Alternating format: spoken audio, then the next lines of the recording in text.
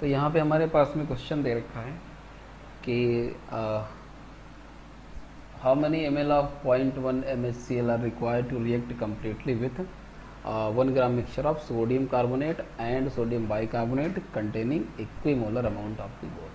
ठीक है, तो पहले हमको यहाँ पे रिएक्शन की कंडीशन समझ लेना है, उसके बाद में ये देखना है कि हमको पता क्या लगाना है। ठीक है, तो रिएक्शन की कंडीशन देखिए क्या है कि यहाँ पे इनके पास में एक कंटेनर के अंदर जो है HCl रखा हुआ है 0.1 m जिसकी जो है मोलरिटी है। ठीक है, अब इसका जो वॉल्यूम है HCl इनके पास में कितना है उससे हमें मतलब भी नहीं है, अननोन वॉल्यूम है, कुछ रखा हुआ है इनके पास में, उसका जो वॉल्यूम है वो नहीं पता, उसकी में ज़रूरत भी नहीं है। ठीक है, फिर कह रहे हैं कि साथ में यहाँ पे एक मिक्सचर जो है रखा हुआ है जिसके अंदर क्या क्या है, ये दोनों बातें जो है सोडियम कार्बोनेट यानी कि Na2CO3 प्लस NaHCO3 यहाँ पे मिला के जो है इन्होंने रखा हुआ है, और इसका जो टोटल मास है वो कितना है 1 ग्राम है। ठीक है, साथ में ये कहा है कि इक्विमोलर अमाउंट, ठीक है ना, दोनों के जो अमाउंट हैं वो उनके जो नंबर ऑफ मोल्स हैं वो बराबर है ना। तो यहाँ पे हम क्या लिखेंगे, ये number of moles of NaHCO3 is equal to number of moles of Na2CO3। ठीक है, तो ये रिएक्शन कंडीशन मतलब क्वेश्चन की कंडीशन दे रखी है, ये बातें कही गई हैं। ठीक है, अब क्वेश्चन क्या पूछ रहा है, कह रहा है कि ये जो HCl है उसके हम कितने ml इसमें मिक्स कर दें कि कम्प्लीटली जो है ये न्यूट्रलाइज हो जाए, मतलब जो है यहाँ पे क्या कहा है कि निक्वाटर रिएक्ट कम्प्लीटली रिएक्ट कर ले, आपको ये कम्प्लीटली न्यूट्रलाइज हो जाए। ठीक है ना, तो सबसे बड़ी बात यह है कि यहाँ पे इसका कोई वॉल्यूम नहीं है ना, चूँकि ये पाउडर के फॉर्म में है, मतलब इसको आप जो है सॉलिड मानेंगे, ये पाउडर के फॉर्म में दोनों मिक्स किए हुए रखे हैं। ठीक है, तो इस तरीके के क्वेश्चन अगर आपने कभी सॉल्व किया हो तो आपने उसमें एक फार्मूला पढ़ा होगा नॉर्मलिटी वाला, क्या होता था N1V1 is equal to N2V2, है ना। ये है क्या, ये मिल इक्विवेलेंट्स है बेसिकली, है ना, number of milliequivalents of HCl, अगर इसको HCl का माने, है ना, तो number of milliequivalents of HCl is equal to number of milliequivalents of इन दोनों का Na2CO3 प्लस NaHCO3। ठीक है ना, तो फिर यहाँ से हम लोग जो है इसका सोल्यूशन स्टार्ट करेंगे। क्या करेंगे, पहले जो HCl की कंडीशन है वो लिख लेते हैं। HCl की नॉर्मलिटी इन्होंने दे रखी है, तो एक चीज़ यहाँ पे मोलरिटी दे रखी है, नॉर्मलिटी नहीं दी हुई है, तो चूँकि जो HCl के जो N की वैल्यू आती है HCl के लिए, यानी कि इसकी जो बेसिसिटी होती है वो 1 होती है, इसलिए HCl की नॉर्मलिटी और मोलरिटी दोनों बराबर ही होंगे। ठीक है ना, तो उस हिसाब से यहाँ पर हम जो नॉर्मलिटी वो 0.1 ही रख सकते हैं, तो 0.1 और V1, तो V1 ही तो हमको निकालना है कि HCl के कितने ml होने चाहिए, वही बात निकालनी है। ठीक है, तो इज इक्वल टू N2 और V2, और ये N2V2 ये V2 तो क्लियर है भाई, वॉल्यूम है ना। फिलहाल यहाँ पे तो कोई वाटर मिलाया नहीं गया है, लेकिन अगर इसका आप सोल्यूशन बनाइए तो इसका वॉल्यूम जो है कुछ तो होगा, है ना, तो वही वॉल्यूम यहाँ पे कहा गया है, लेकिन अभी ये कट जाएगा, आगे कैंसिल आउट हो जाएगा, यानी कि इसके वॉल्यूम पे हमें ज़रूरत नहीं पड़ेगी। ठीक है ना, तो नॉर्मलिटी का फॉर्मूला लिख लेते हैं, क्योंकि नॉर्मलिटी है तो क्या लिखोगे, W यानी कि mass of solute upon equivalent mass of the solute. ठीक है, मल्टीप्लाइड बाय 1000 अपॉन V, किसमें, ml में, सॉल्यूशन का वॉल्यूम। ठीक है, और ये जो V2 है ये, तो V2 क्या है, जो कंप्लीट जो सॉल्यूशन बनेगा उसका वॉल्यूम, और ये कि ये भी क्या है, ये भी सॉल्यूशन का ही वॉल्यूम है। तो इन दोनों को हम काट दें, तो अभी चूँकि काटना सही नहीं है क्योंकि हमने यहाँ पे V2 लिख रखा है, तो आप इसको भी V2 कर सकते हैं, दोनों एक ही बात है। अब काटिए, तो अब ये ज़्यादा बेटर रहेगा काटने में। ठीक है, ये कैंसिल आउट हो जाता है हमारा, तो फाइनली हमें जो मिलता है वो, मैं इसको यहाँ पे लिखता हूँ, तो क्या मिला, is equal to W upon equivalent mass, और ये 1000 यहाँ पे रह गया। ठीक, V हमारा हो गया कैंसिल आउट, क्लियर। अब ये W अपॉन E ये दोनों का है ना, तो हम दोनों को फिर उस तरीके से लिखेंगे ताकि यहाँ पे हम दोनों को दिखा सकें। तो क्या हो जाएगा, W1 अपॉन E1, है ना, multiplied by 1000 plus W2 upon E2 multiplied by 1000। ठीक है, तो ये हमारे पास में, तो 1000 को कॉमन ले लेते हैं, तो 1000 और W1 upon E1 plus W2 upon E2। ठीक है, ये फार्मूला आगे इसको हम एक इक्वेशन के फॉर्म में लिख लेते हैं, फिर आगे में इसको जो है यूज़ करेंगे। ठीक है, तो फिर देख लेते हैं आगे। अब एक समस्या यहाँ पे ये दिखाई देगी आपको कि W1 और W2 जो हैं वो तो पता नहीं है, तो यहाँ पे रखेंगे क्या हम।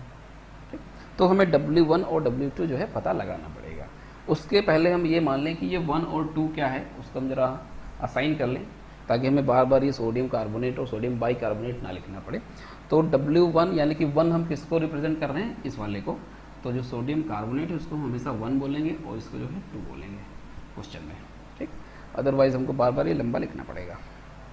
क्लियर? तो आगे देखते हैं भाई, ठीक। अब W पता लगाने के लिए क्लू हमारे पास में दे रखा है उसने, है ना, ये वाला कहा है कि जो दोनों के जो नंबर ऑफ मोल्स हैं वो बराबर है, यहाँ से निकल आएगा W की वैल्यू, ठीक है ना। तो जो नंबर ऑफ मोल्स का फॉर्मूला होता है वो क्या होता है, मास अपॉन मोलर मास, ठीक है। तो इन दोनों के चूंकि नंबर ऑफ मोल्स बराबर है तो हम इन दोनों को जो है तो ऐसे कर सकते हो ना, N1 upon W1 upon M1, ठीक है। तो N2 बराबर क्या हो जाएगा, W1 अपॉन N2 बराबर W2 अपॉन M2, ठीक है, इस तरीके से। तो इनको इक्वल कर लें हम, क्योंकि पहले से उसने कह रखा है कि नंबर ऑफ मोल्स बराबर हैं। तो W1 upon M1 is equal to W2 upon M2, ठीक है। अब जो है W1 क्या है उसको हमें यहाँ पे कंसीडर करें, इसको इक्वेशन 2 मान लेते हैं, फिर आगे इसको यूज़ करेंगे, ठीक है। तो let us consider that W1 is equal to x, W1 को हमने x मान लिया, तो W2 बराबर क्या हो जाएगा, W2 बराबर 1 माइनस एक्स, क्यों, क्योंकि जो टोटल मास है वो तो 1 ही है ना। तो हम ऐसे मान सकते हैं। अब इन वैल्यूज़ को हम यहाँ पे लिखेंगे, फिर इनकी जो है वैल्यू हम निकालेंगे, ठीक है। तो अभी मैं इस क्वेश्चन को भी रेज करता हूँ और ये क्वेश्चन मैं छोड़ देता हूँ यहाँ पे। तो यहाँ पे देखिए इन वैल्यूज़ को जो है यहाँ पे रखा जाएगा। तो W1 की जगह पे हम रखेंगे x upon M1 is equal to W2 की जगह पे 1 माइनस एक्स अपॉन जो है M2 हो जाएगा, है ना। तो अब M1 का जो यानी कि मोलर मास, तो यहाँ पे हम लोग जो है सोडियम कार्बोनेट का मोलर मास पता लगा लेते हैं, ठीक है।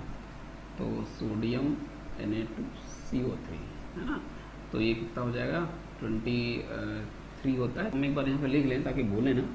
तो Na2CO3 को हमने 1 माना है और NaHCO3 को हमने जो है 2 माना है, ठीक है, is equal to 1 minus x upon M2 का मोलर मास यानी कि NaHCO3 का मोलर मास, तो इसका 84 होता है, ठीक है। तो कैलकुलेट करके आप देख लीजिएगा। तो फाइनली हमारे पास जो मिलेगा वो हो जाएगा 84, x is equal to 106 minus 106 x, तो 84x plus 106 x is equal to 106, ठीक है। तो इन दोनों को हम ऐड कर लेंगे तो यहाँ पे हमें मिल जाएगा 0.556, सॉरी यहाँ पे ऐड कर देते हैं, ठीक है। तो ये हमारा हो जाएगा x, है ना। तो x था क्या, W1 था, है ना। तो x is equal to W1, तो हमको W1 जो है इसकी वैल्यू मिल चुकी है ना। तो W2 की फिर कैसे निकालेंगे, पहले भी हमने डिस्कस किया है कि 1 से उसको माइनस करके निकालेंगे, है ना। तो W2 की वैल्यू जो है कि हमारी क्या हो जाएगी, W2 बराबर 1 माइनस 0.558, है ना, तो 1.002, ठीक है। अब देखेंगे कि ये वाली इक्वेशन हमारी जो है ये, ठीक है, इसमें इन लोगों का फॉर्मूला हम रखेंगे, है ना। और इसके जो LHS में था वो अभी हम इसको लिख देते हैं यहाँ पे ना। LHS में इसके क्या था, 0.1 V1 था, ठीक है। तो उसको हमने उधर मिटा दिया था। तो अब इस जो है इक्वेशन में हम इन वैल्यूज़ को रखेंगे, W1 और W2 की वैल्यूज़ को, ठीक। तो फिर क्या हो जाएगा, तो 0.1 V1 इज इक्वल टू 1000 और जो W1 की वैल्यू आई है वो है हमारी 0.558 अपॉन इक्विवेलेंट मास, ठीक है। तो W1 का मतलब क्या है, Na2CO3, तो Na2CO3 का जो मोलर मास है वो है हमारा 106, ठीक है। तो इक्विवेलेंट मास इसका निकालने के लिए इसको हम 2 से डिवाइड करेंगे, ठीक है। तो ये कितना हो जाएगा 53, है ना। तो ये हो जाएगा हमारा 53, तो यहाँ पे 53 लिखेंगे प्लस W2 की जो वैल्यू आई है वो है हमारी ये 0.442 अपॉन इसका इक्विवेलेंट मास, जो कि इसका NaH का जो इसको मतलब ब्रेक करोगे तो Na plus plus HCO3 minus, तो इसके लिए N की वैल्यू 1 ही होगी, तो इसका जो मोलर मास होगा वही इसका इक्विवेलेंट मास हो जाएगा। तो इसका मोलर मास होता है हमारा 84, तो यहाँ पे 84 लिख दीजिए ऐसे, ठीक है। तो अभी ये क्वेश्चन का काम खत्म, इसको मिटा देता हूँ, चाहे तो 0.1 V1 is equal to 1000 multiplied by 8/4452। इसको मैं आगे लिखता हूँ, तो ये फाइनली हमारा मिल जाता है 15.79।